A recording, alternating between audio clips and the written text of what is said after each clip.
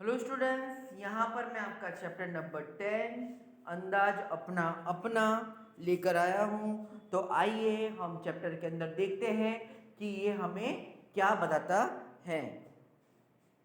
भावेश भाई वकील है, यानी यहाँ पर पहला जो विभाग दिया है, जो आप लाल अक्षर में देख सकते हैं, दिमागी दौड़। भावेश भाई वकील है, वह अपनी पत्नी लीना और पुत्र व्रज के साथ सूरत में रहते हैं। छोटा परिवार सुख का आधार होता है। उनका जीवन भी खुशहाल था। एक बार दीपावली की छुट्टियों में वे तीनों अंबाजी गए। 4 दिन बाद वापस आकर देखा तो चौंक गए। उन्होंने देखा कि घर के बाहर जो बगीचा है, उसके पेड़ पौधे के कई फूल पत्ते झड़ गए हैं। घर के अंदर जाकर देखा तो पूरा कमरा धूल से खराब हो गया था। दीवार का पर भी लीना और व्रज की तस्वीरों भी नीचे गिर गई थी और टूट गई थी। नन्हे मुन्ने बच्चों, ऐसा क्यों हुआ होगा, वे समझ नहीं पाए। आप अक्लमंद हैं, आप अपनी ही इन्हें बताएं।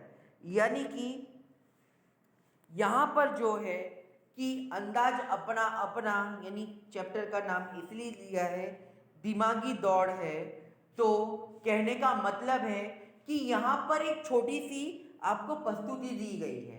प्रस्तुति मतलब यानी कि एक स्टोरी बताई गई है कि आपको क्या है कि इसमें क्या है कि बताना है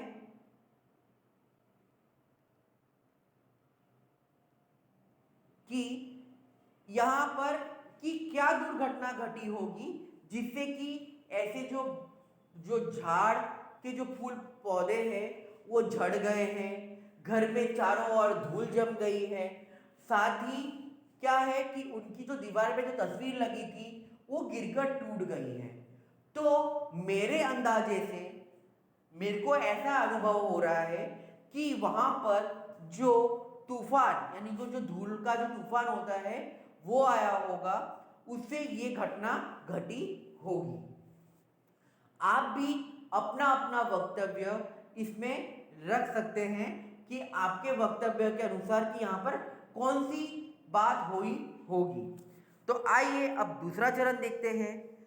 परेश भाई किसान हैं, उनकी पत्नी हिरल बहन नर्स है। एक दिन सुबह सुबह हिरल बहन ने पानी के नल के नीचे जल्दबाजी में एक मटका रखा। बाद में नल चालू किया और रसोई घर में चाय बनाने चली गई। चाय बनाने के बाद जब वापस आकर देखा तो मटका खाली था, इसमें पानी नहीं था। हिरल बहन अपने आप पर हंसने लगी। मेरे समझदार दोस्त, अब आप ही बताइए कि ऐसा क्या हुआ होगा जिससे ये मटका खाली रह गया होगा। तो जाहिर सी बात है कि इससे हम अंदाज़ा लगा सकते हैं जो हिरल बहन है उन्होंने क्या है नल चालू करना भूल गई होगी, इसीलिए वो मटका नहीं भरा होगा। उसी तरह से हम आगे देखते हैं कि और क्या लिखा है। सेजल 2 गमले लाई, उसमें तुलसी के पौधे थे। दोनों पौधे लंबाई चौड़ाई और ऊंचाई में एक समान ही थे। 1 महीने बाद दूसरे गमले का पौधा बड़ा हो गया, जबकि पहले गमले का पौधा अब भी उतना ही था जितना कि 1 महीने पहले। मेरे भोले भोले भोजाबाज दोस्त, ऐसा कैसे होगा, आप ही बताइए। तो मैं मेरे अंदाजे से कहता हूँ कि जो एक पौधा है उसे समय समय पर पानी मिला होगा और जो दूसरा पौधा है उसे समय पर पानी या तो फिर नहीं दिया गया होगा उसके कारण। तो ये मैं अपनी जो मेरा जो वक्तव्य है वो बता रहा हूँ। आप भी अपने अपने वक्तव्य यहाँ पर जाहिर कर सकते हैं। तक की लगाम कल्पना के घोड़े। आप साइकिल पर स्कूटर जा रहे हैं, रास्ते में देखा तो एक आदमी हाथ हिलाकर आपको रुकने का इशारा कर रहा था। आप रुके। उसने कहा कि बगल वाले गांव में मेरे जाना ज़रूरी है। आपने उस आदमी को साइकिल पर बिठाया और पास वाले गांव तक पहुंचाया। वहां जाकर आपको पता चला कि वहां एक जादूगर का कार्यक्रम होने वाला है और वह आदमी उसका सहायक है। उस आदमी ने जादूगर के खेल देखने का अनुरोध किया, पर पाठशाला पहुंचने में देरी हो जाएगी यह सोचकर उसने मना कर दिया। उस आदमी ने सारी बात जादूगर को बताई। जादूगर ने खुश होकर आपको एक करामाती चश्मे दिए और कहा कि इसे पहनने से तुम सबको देख पाओगे और कुछ भी पाओगे। तुम कोई देख नहीं पाएगा। इसका असर एक हफ्ते तक रहेगा। आप चश्मा लेकर वापस अपने घर गांव की पाठशाला में आए। वहां से घर गए। दूसरे रोज नहा धोकर आईने के सामने अपने आप चश्मा पहने आईने में देखा तो सचमुच आप गायब हो चुके थे। अब आप हमें बताइए कि आप कहाँ कहाँ जाएंगे और क्या क्या करेंगे। यानी एक यहाँ पर अद्भुत दृश्य बताया गया है। क्या बताया गया है कि एक आदमी अपने काम की तरफ जा रहा है स्कूटर पे या साइकिल पर बैठकर। उसे एक आदमी जो है इशारा करता है और रुकने को कहता है। वो उसे कहता है कि मेरे पास वाले गांव में जाना बहुत ही ज़रूरी है, क्योंकि वहाँ पर उसके कारण कुछ रुका पड़ा है। वो उसे उस जगह पर ले जाता है तो वहाँ पर देखता है कि जादूगर का खेल होने वाला है और जिसका सहभागी ये जो इंसान मनुष्य जो है वो है। तो वो उसे अनुरोध करता है कि आप ये जादू देखकर जाइए।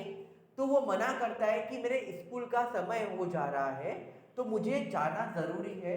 तो जो जादूगर है उसे एक ऐसे चश्मे देता है जिसे पहनकर वो सबको देख पाएगा, लेकिन उसे कोई नहीं देख पाएगा। तो यहाँ पर ये बताया गया है कि ऐसा अगर कोई करामाती चश्मा आपको मिल जाए तो आप उस चश्मे को पहन कर कहाँ कहाँ जाओगे।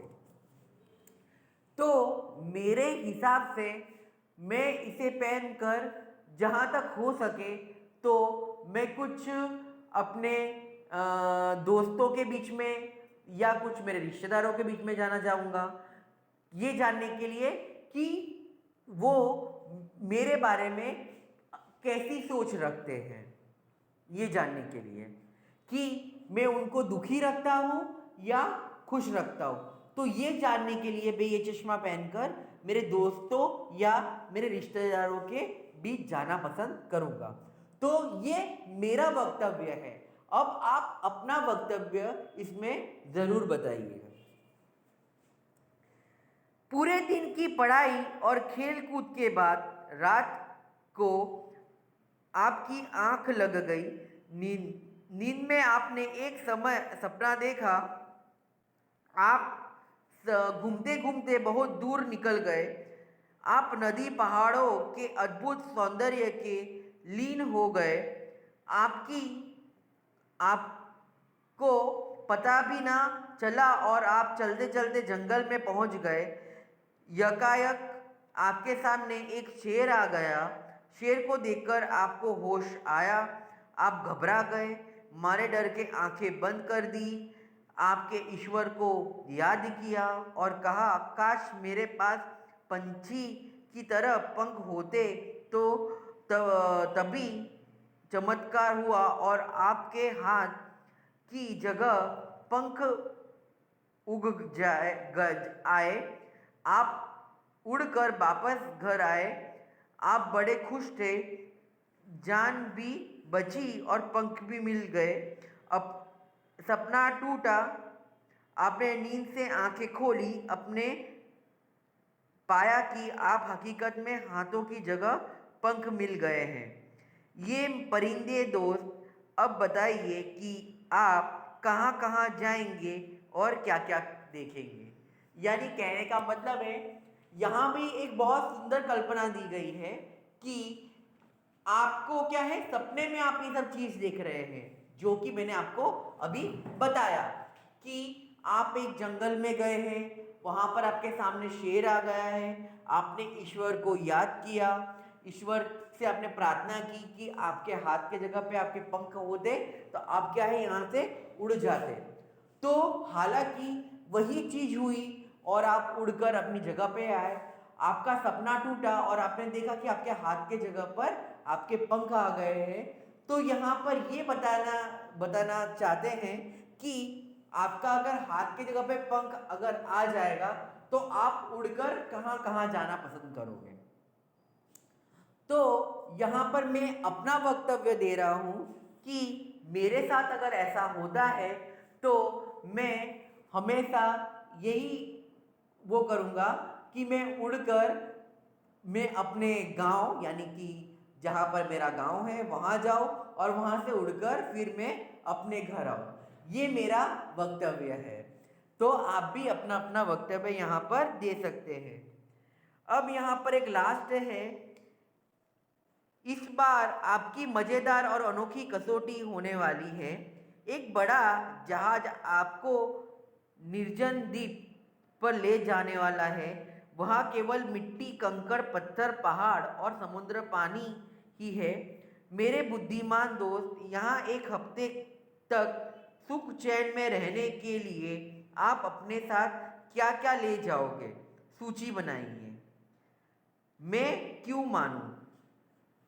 तो क्या है कि यहाँ पर क्या है कि यहाँ पर एक सूची बनाने के लिए कहा गया है, जो कि आपको बनानी है कि एक द्वीप पर आप जा रहे हो जहाँ पर कोई भी चीज़ नहीं है, वहाँ पर सिर्फ मिट्टी, कंकड़, पत्थर, पहाड़ है और समुद्र का खारा पानी। तो इसके अलावा आप उस जगह पर जाने के लिए क्या क्या ले जाओगे, वो चीज़ आपको यहाँ बतानी है। तो यहाँ पर देखा अंदाज अपना अपना। तो जो चैप्टर है उसमें आप लोगों को काफ़ी मज़ा आया होगा। तो फिर इसे पढ़कर आप अपने दोस्तों के बीच में या अपने परिवार के साथ में इसे पढ़िए और सबको अपना अपना वक्तव्य यानी कि अपना जो मन की बात है वो बताने दीजिए कि कौन क्या चाहता है। तो ये एक तरह से पढ़ाई के साथ में एक मज़ेदार तरीका भी है लोगों को मिलाने की, जो यहाँ पर प्रस्तुति में बताया गया है। तो ठीक है, ये चैप्टर आपका यहीं पे पूरा होता है। फिर मैं मिलूंगा मेरे नेक्स्ट वीडियो में, तब तक के लिए बाय।